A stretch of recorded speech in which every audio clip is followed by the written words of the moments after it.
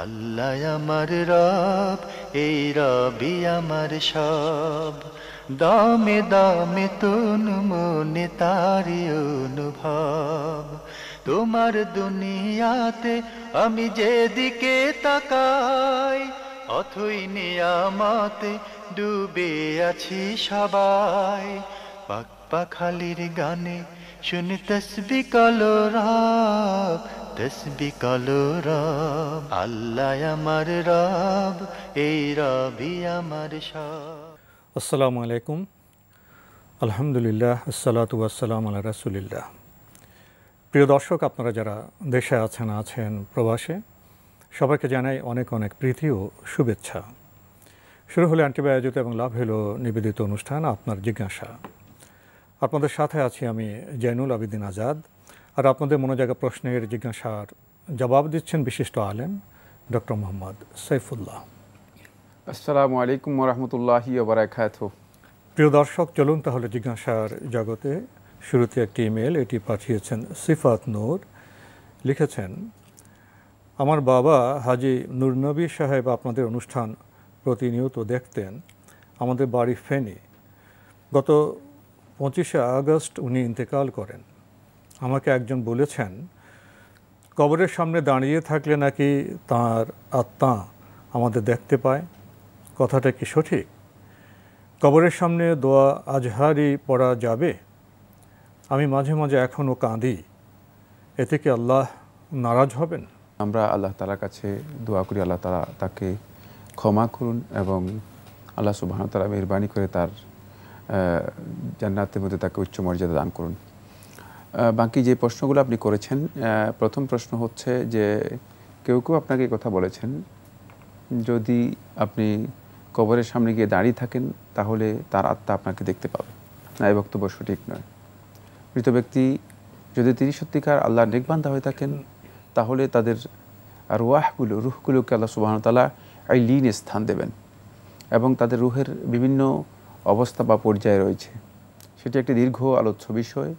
বাকি মৃত ব্যক্তির রুহ আরওয়াহগুলো, এগুলো আত্মীয় স্বজনদেরকে দেখতে পায় যদি তারা কবর জিয়ারতের জন্য যায় অথবা কবরে গিয়ে দাঁড়িয়ে থাকে। এই বক্তব্যটি দলিল ভিত্তিক নয়, সঠিক নয়। আর যদি এই মৃত ব্যক্তি সে পাপিষ্ঠ, পাপাচারী, অপরাধী, কাফির, বেঈমান হয়, তাহলে তো সিজ্জিনে তাদের রুহগুলোকে সেখানে আবদ্ধ করে রাখা হবে এবং শাস্তি দেওয়া হবে। সুতরাং প্রশ্নই আসে না যে আত্মীয় স্বজনরা কবরের সামনে গিয়ে দাঁড়াবে আর দেখবে। এই কথা মোটেও সঠিক নয়। দ্বিতীয় যে বিষয়টি, সেটি হচ্ছে আপনি কবরের সামনে দোয়া আজহারি পড়া। দোয়া আজহারি নয়, এটা হচ্ছে দুরুদে হাজারি। আপনি হয়তো লিখতে ভুল করেছেন। দুরুদে হাজারি এর বিষয়টি অনেকেই আমাদেরকে প্রশ্ন করেন। দুরুদে হাজারি নামে যে দুরুদটি প্রচলিত রয়েছে, কেউ বলেন যে এই দুরুদটি যদি একবার পড়া হয় তাহলে 80 বছরের কবর আযাব ক্ষমা হয়ে যায়। তো অনেকে মনে করে থাকেন যে আজকে যদি 10 বার পড়ে যেতে পারি তাহলে 80 পূরণ 10, তাহলে 800 বছরের মোটামুটি কবর আযাব থেকে বেঁচে গেল। তো এইভাবে তিনি মনে করেন যে প্রত্যেকবার আসলে 10 বার করে পড়ে গেলাম। প্রশ্নই আসে না। এক নম্বর হচ্ছে দরুদে হাজারি, এই যে দরুদটি বা এই যে প্রচলিত যে দোয়াটি, এটাই রাসূলুল্লাহ সাল্লাল্লাহু আলাইহি ওয়াসাল্লামের হাদিস দ্বারা সাব্যস্ত হয়নি, সুন্নাহ দ্বারা সাব্যস্ত হয়নি। তাই এটি শুধুমাত্র ইবাদত মনে করে তেলাওয়াত করা অথবা মাসুর হিসেবে গ্রহণ করা, এটাই বেদাত। এই কাজটা এই দরুদটা শুদ্ধ হলেও বেদাত। তার কারণ হচ্ছে এটাকে ইবাদত হিসেবে গ্রহণ করা হচ্ছে, কিন্তু এর মধ্যে আবার ভিতরে রয়ে গিয়েছে অনেক বিকৃত ভুল বক্তব্য, বিভ্রান্ত আকীদা, যেগুলো ভুল কথা। ফলে এটি একেবারেই নবী সাল্লাল্লাহু আলাইহি ওয়াসাল্লামের সুন্নাহ থেকে অনেক বাইরের একটি দরুদ।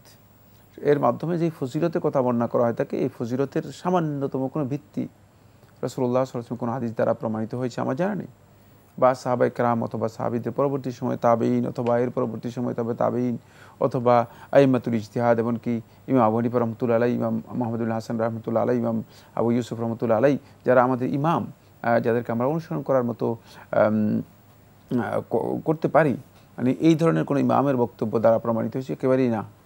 এগুলো একেবারেই পরবর্তী লোকদের আবিষ্কার এবং বলা যেতে পারে যে এর মাধ্যমে মানুষদেরকে সত্যিকার হেদায়েতের যে রাস্তা রয়েছে, সুন্নাহর যে রাস্তা রয়েছে, বিশেষ করে কবর জিয়ারতের ক্ষেত্রে সুন্নাহর যেই নির্দেশনা আছে সেই নির্দেশনা থেকে বিচ্যুত করার একটা পদ্ধতি।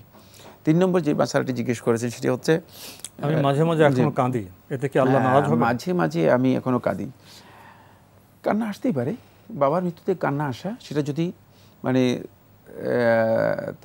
কয়েকদিনের ব্যবধান, অল্প কয়েকদিন ব্যবধান, জি, যদি তাসাখুতান লিকাদাইল্লাহি ওয়া কাদারিহি, আল্লাহ রাব্বুল আলামিনের ফয়সালা এবং কাদায়ের ব্যাপারে যদি আপনার মানে অসন্তুষ্টির বহিঃপ্রকাশ হয়, তাহলে গুনাহগার হবেন। আর যদি না, এমনিই মানে অন্তর থেকে অনিচ্ছাকৃতভাবে আল্লাহ তাআলার ফয়সালার বিষয়ে আমাদেরকে মেনে নিতে হবে। না, বাবা ইন্তেকাল করেন স্বাভাবিক, মেনে নিতে হবে, জি, ইন্না লিল্লাহি ওয়া ইন্না ইলাইহি রাজিউন, তার কাছে এখন ফিরে যেতে হবে। এটা মেনে নিয়ে যদি ওনার স্বাভাবিক একটা বাবার সাথে কান্না আসে, এটা এমনি যদি স্বাভাবিকভাবে যদি আপনার চোখ দিয়ে পানি আসে অথবা কান্না আসে, এই জন্য আপনি গুনাহগার হবেন না। এক্ষেত্রে শুধুমাত্র আমাদের কাজ হচ্ছে একটাই, ওয়ালাদুন সালেহ ইয়াদউ লাহ, নেক সন্তান পিতামাতার জন্য দোয়া করবে, এটা হচ্ছে মূল কাজ। তাই দোয়া করুন, এটা হচ্ছে সবচেয়ে উত্তম কাজ। কান্নার মাধ্যমে আপনিও উপকৃত হবেন না, তিনিও উপকৃত হবে না। আমরা জানলাম, প্রিয় দর্শক, আমাদের হাতে আরও একটি ইমেইল যিনি পাঠিয়েছেন, নাম প্রকাশে অনিচ্ছুক, লিখেছেন, যদি কোনো সময় আমরা শারীরিক বা মানসিকভাবে অসুস্থ থাকি বা অন্য কোনো কারণে মন খারাপ থাকে এবং সে সময়ে যদি কেউ জিজ্ঞেস করেন কেমন আছেন, আর উত্তরে যদি আমরা বলি আলহামদুলিল্লাহ ভালো, তবে কি তা মিথ্যা বলা হবে? এমন পরিস্থিতিতে আমাদের করণীয় কি? ধন্যবাদ, গুরুত্বপূর্ণ প্রশ্ন করেছেন এটি। না, এই অবস্থায় যদি আপনি আলহামদুলিল্লাহ বলেন, আলহামদুলিল্লাহ ভালো আছি বলেন, না, এটি মিথ্যা হওয়ার সামান্যতম কোনো সুযোগ নেই, মিথ্যা নয়। তার কারণ হচ্ছে আলহামদুলিল্লাহ আল্লাহ তাআলার শুকরিয়া আদায় করা, আল্লাহ রাব্বুল আলামিনের প্রশংসা করা, এটা তো একেবারে চিরন্তন সত্য। বরং আলহামদুলিল্লাহ সম্পর্কে রাসূলুল্লাহ সাল্লাল্লাহু আলাইহি ওয়াসাল্লাম হাদিসের মধ্যে বলেছেন যে আফদালুদ দুআ, এটা হচ্ছে সর্বশ্রেষ্ঠ দোয়া এবং আল্লাহ রাব্বুল আলামিনের শুকরিয়া আদায় করার সবচেয়ে উত্তম একটি ভাষা, যেটি আল্লাহ সুবহানাহু ওয়া তাআলা শিক্ষা দিয়েছেন। তাই একেবারে সর্বশেষ আহলুল জান্নাহ, জান্নাতবাসী যারা হবেন, তাদেরও সর্বশেষ যে দাবি হবে, যে দোয়া হবে, যে আহ্বান হবে, সেটা হচ্ছে আলহামদুলিল্লাহ। আর আল্লাহ সুবহানাহু ওয়া তাআলা তার কিতাবকে শুরু করেছেন সূরাতুল ফাতিহার মাধ্যমে আলহামদুলিল্লাহ দিয়ে। এটি আল্লাহ তাআলার প্রশংসার অত্যন্ত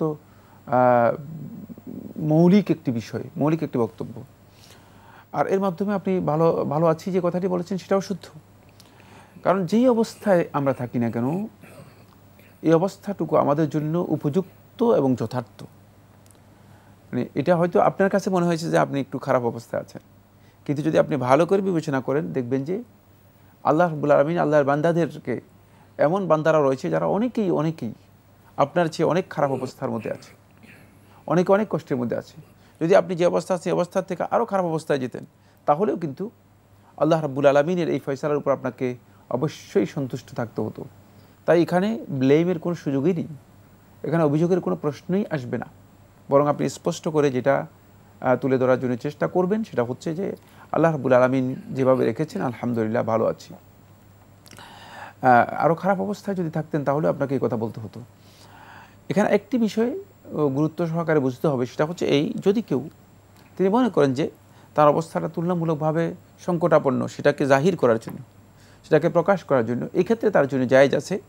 তিনি কথা বলতে পারেন যে আলহামদুলিল্লাহ আলা কুল্লি হাল, যে আমি মানে সর্বাবস্থায় ভালো আছি, মানে আল্লাহ যেভাবে রেখেছেন সেভাবে ভালো আছি, আল্লাহ শুকরিয়া।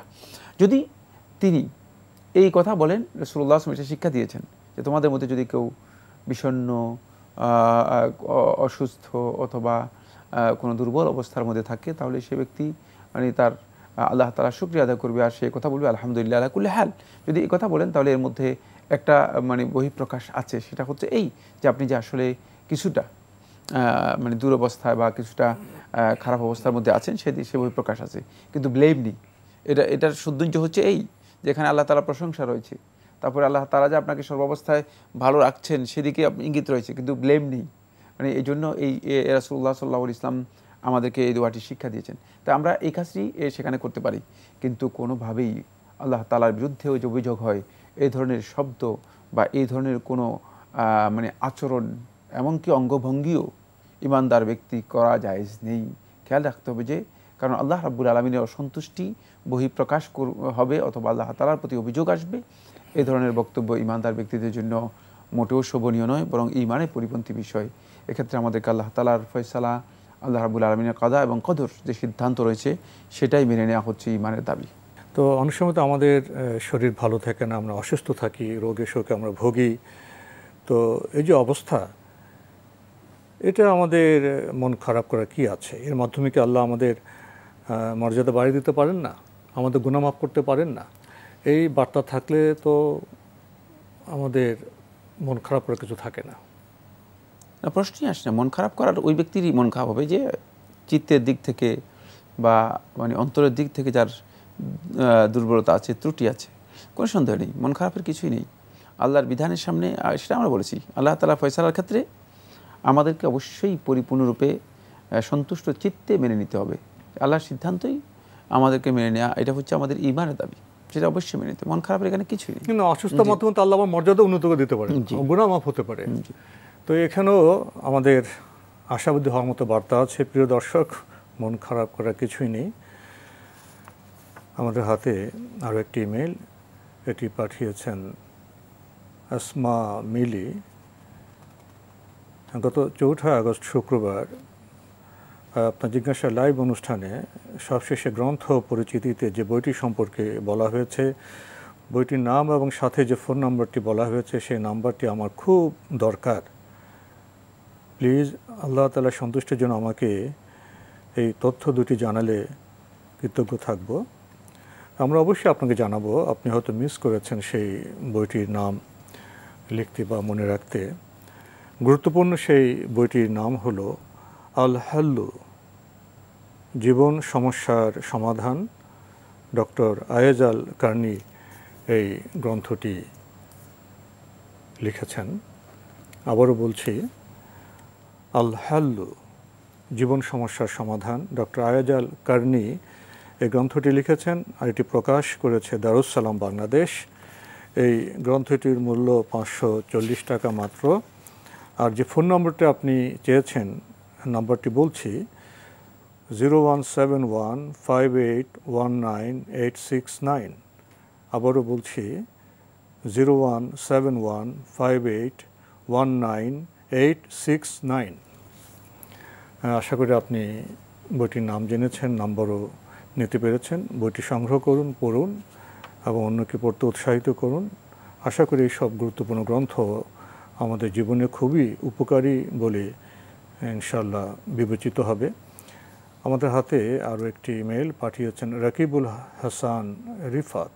লিখেছেন, আমাদের বাসায় এনজিও ভাড়া থাকে যারা সুদের সাথে সম্পৃক্ত। তাদের সঙ্গে আমাদের 2 বছরের চুক্তি হয়েছে। এখন এই ভাড়া কি আমাদের জন্য জায়েজ হবে? ওয়ালা তাআওয়ানু আলাল ইসমি ওয়াল উদওয়ান। আল্লাহ সুবহানাহু ওয়া তাআলা কোরআনে কারীমে ইরশাদ করেছেন যে তোমরা পরস্পরকে পাপের কাজে এবং সীমালঙ্ঘনের কাজে সহযোগিতা করবে না। সেক্ষেত্রে আপনারা এই সহযোগী হওয়ার বিষয়টি আপনাদের জন্য বৈধ নয়, হারাম। এক্ষেত্রে যত দ্রুত সম্ভব আপনাদেরকে এখান থেকে ফিরে আসতে হবে, চেষ্টা করতে হবে যে তাদেরকে এই কাজে সহযোগিতা করা আপনাদের জন্য বৈধ নয়। যেহেতু চুক্তি হয়েছে, সেখানে চুক্তি লঙ্ঘন করাও বৈধ নয়। উভয় সংকট। হ্যাঁ, কারণ হয়েছে চুক্তি হয়ে যাওয়ার পর এখন যদি আপনি চুক্তি লঙ্ঘন করেন, সেক্ষেত্রে তার হয়তো কোনো না কোনো হক নষ্ট হতে পারে, কোনো সমস্যা হতে পারে। এক্ষেত্রে সমঝোতা করা যেতে পারে যদি সম্ভব হয়। আর যদি সম্ভব না হয় তাহলে 2 বছর অবশ্যই আপনাকে চুক্তি অনুযায়ী 2 বছর আপনাকে অবশ্যই অপেক্ষা করতে হবে। চুক্তির পরে তাকে আপনি নিষেধ করবেন এবং আপনাদেরকে এই কাজ থেকে নিজেদেরকে অব্যাহতি নিয়ে দূরে সরে আসতে হবে। প্রিয় দর্শক, আমরা কাজ করার আগে ভাববো, তাহলে অনেক ভুল থেকে আমরা দূরে থাকতে সমর্থ হব। আমাদের হাতে আরও একটি ইমেল পাঠিয়েছেন কুইন কানিজ। লিখেছেন, একটি প্রবচন আছে, see no evil, hear no evil, speak no evil. অর্থ হচ্ছে খারাপ দেখো না, খারাপ শোনো না, খারাপ বলো না। এখানে 3টি বানর থাকে, এদের বলা হয় 3 ওয়াইজ মাঙ্কি। এদের অরিজিন জাপানে, আর এটা নাকি বুদ্ধ ট্রেডিশন থেকে এসেছে। এখানে তো ধর্মীয় কোনো কথা নেই তাদের। এই প্রবচন কি আমরা ব্যবহার করতে পারবো? আর এই 3 ওয়াইজ মাঙ্কির ইমোজি ফেসবুকে আছে, এগুলো ব্যবহার করলে কি সাদৃশ্য গ্রহণ করা হবে বা এমন কিছু হবে? এই কাজটি ইসলামী শরীয়তের মধ্যে তারিফ বলা হয় থাকে অথবা আররাফ বলা হয় থাকে এদেরকে, যারা বিভিন্ন গণনার মাধ্যমে অথবা জ্যোতিষকর্মের মাধ্যমে এই কাজগুলো সমাধান করার জন্য চেষ্টা করে থাকে। এটি ইসলামী শরীয়তের মধ্যে শুধুমাত্র নিষিদ্ধ নয়, নিষিদ্ধ হারাম, বরং রাসূলুল্লাহ সাল্লাল্লাহু আলাইহি ওয়াসাল্লাম কোন হাদিসের মধ্যে বলেছেন ফাকাদ কাফারা বিমা উনজিলা আলা মুহাম্মাদ। যদি এটাকে কেউ বিশ্বাস করে, এটাকে কেউ যদি মেনে নেয়, স্বীকার করে, তাহলে সে মুহাম্মদ সাল্লাল্লাহু আলাইহি ওয়াসাল্লামের উপর যা অবতীর্ণ হয়েছে সেটাকে অস্বীকার করলো, কুফরি করলো। এই কাজটি অত্যন্ত ভয়ঙ্কর বিষয়। এখানে সাদৃশ্যের মাসালাই আসবে না। ইমোজি নিয়ে যে কথাটা বলেছেন, মানে এগুলো নয়, সাদৃশ্যের বিষয় আসবে না। ওয়াইজ মাংকি, মানে আমরা একটু বিবেচনা করলেই আপনার কাছে স্পষ্ট হতো যে মানুষকে আল্লাহ সুবহানাহু ওয়া তাআলা যাদেরকে মানে আকেল বানিয়েছেন, বিবেক সম্পন্ন বানিয়েছেন, তারা মানে যেই বানরকে আল্লাহ তাআলা গায়রু আকেল বানিয়েছেন, বিবেক সম্পন্ন নয়। এটি সমস্ত মানে বিবেচনার একেবারে বিবেচনার সর্বোচ্চ জ্ঞানের মাধ্যমে প্রমাণিত যে বিষয়টি, সেটা হচ্ছে এই মানে প্রাণী জগৎকে আল্লাহ সুবহানাহু ওয়া তাআলা মানুষদেরকে যে বিবেক দিয়েছেন, সেই বিবেক প্রাণী জগৎকে আল্লাহ সুবহানাহু ওয়া তাআলা দেননি। তাদের প্রয়োজনীয় মানে লিমিটেড, খুবই সীমাবদ্ধ, হ্যাঁ, সীমাবদ্ধ বিবেক দেওয়া হয়েছে, তাদের প্রয়োজনীয় বিবেকগুলো দেওয়া হয়েছে।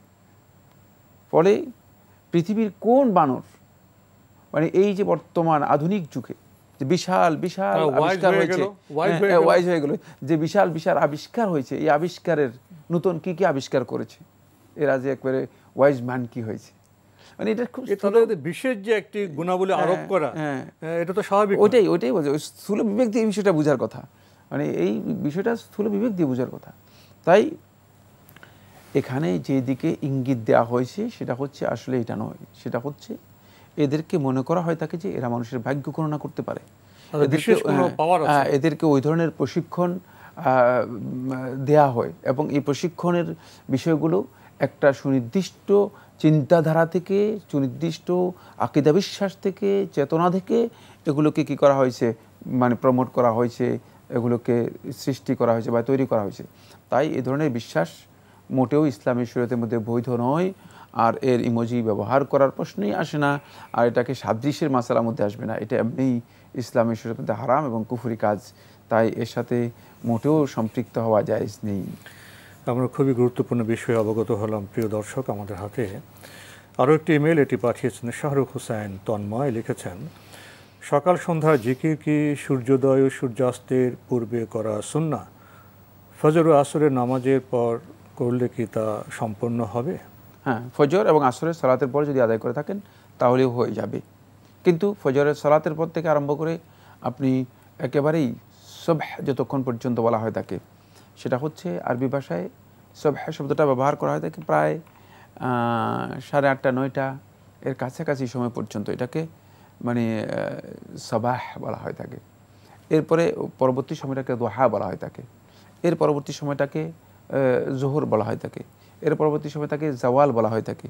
তো সুতরাং আপনি এই যে প্রহরগুলো রয়েছে, এই প্রহরগুলোকে মানে ভালো করে বুঝে, মানে যেটাকে সাবাহ বলা হয় থাকে, এটা হচ্ছে মূলত শবে সাদেকের পর থেকে আরম্ভ করে শুরু হয় থাকে। উত্তম হচ্ছে শবে সাদেকের পর থেকেই একেবারে সূর্য উদিত হওয়ার পর্যন্ত এই সময়ের মধ্যে তেলাওয়াত করা। যদি কেউ সে সময়ের মধ্যে তেলাওয়াত করতে না পারেন, তিনি সূর্য উদিত হওয়ার পর থেকেও তেলাওয়াত করতে পারবেন সকালবেলায়। আর সন্ধ্যার আজকারগুলো তিনি আসরের পর থেকে আরম্ভ করে সূর্যাস্ত পর্যন্ত তেলাওয়াত করতে পারবেন। যদি কোনো কারণে সূর্যাস্তের আগে তেলাওয়াত করতে না পারেন, তার জন্য জায়েজ রয়েছে, সূর্যাস্তের পরেও তিনি তেলাওয়াত করতে পারবেন। তো আজকে আমাদের এখানে শেষ করতে হচ্ছে। আপনাকে অনেক ধন্যবাদ। আপনাকে অশেষ ধন্যবাদ। প্রিয় দর্শক, আমরা দেখছিলাম এনটিভি আয়োজিত এবং লাভ হলো নিবেদিত অনুষ্ঠান আপনার জিজ্ঞাসা। আমাদের অনুষ্ঠান আপনারা এনটিভি অনলাইনেও দেখতে পারবেন, ভিজিট করুন www.ntvbd.com।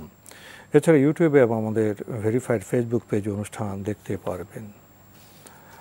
বিচিত্র প্রশ্ন আমরা পাই, নানা স্বাদের, নানা মাত্রার, নানা প্রয়োজনের প্রশ্ন, সকাল সন্ধ্যার জিকির। প্রিয় দর্শক, আমাদের সকালটা এখন কেমন হয়? আমাদের রাত এবং সন্ধ্যা কি খুবই সুন্দর হয়? না এখানে কোনো বিভ্রান্তি ঢুকে গেছে, সাংস্কৃতিক আগ্রাসন ঢুকে গেছে? যেভাবে আমাদের সকালকে, প্রভাতকে আমাদের বিবেচনা করা প্রয়োজন ছিল, সন্ধ্যাকে, রাতকে যেভাবে আমাদের বিবেচনা করা প্রয়োজন ছিল, মুসলমানদের সকাল সন্ধ্যা কি সেভাবে হয়? জিকির, এই শব্দের সাথে আমরা অনেকে পরিচিত, কিন্তু যথাযথভাবে আমরা কি জিকির করছি? আর জিকির কি শুধুই মৌখিক উচ্চারণের নাম? এটি একটি প্রকরণ। জিকির তো আমাদের আচরণের মাধ্যমে প্রতিভাত হতে হবে। খুবই চমৎকার প্রশ্ন করেছেন। এই বিষয়ে আমাদের আরও গভীরভাবে ভাবতে হবে, আমাদের আরও শুদ্ধ হতে হবে। চিঠি লিখুন, প্রশ্ন পাঠান আমাদের ঠিকানায়। পরিচালক আপনার জিজ্ঞাসা, এনটিভি, বিএসসি ভবন, 7ম তলা, 102 কাজী নজরুল ইসলাম এভিনিউ, কারওয়ান বাজার, ঢাকা 1215। আপনারা ইমেলও করতে পারেন। আমাদের ইমেল অ্যাড্রেস আপনার জিজ্ঞাসা @ntvbd.com। প্রিয় দর্শক, মহান আল্লাহ আমাদের সবাইকে নিরাপদে রাখুন, রাখুন শান্তিতে। আসসালামু আলাইকুম। আল্লাহ আমার রব, এই রবি আমার সব, দামে দামে তুন মনে তারি অনুভব। আল্লাহ আমার রব, এই রবি আমার সব।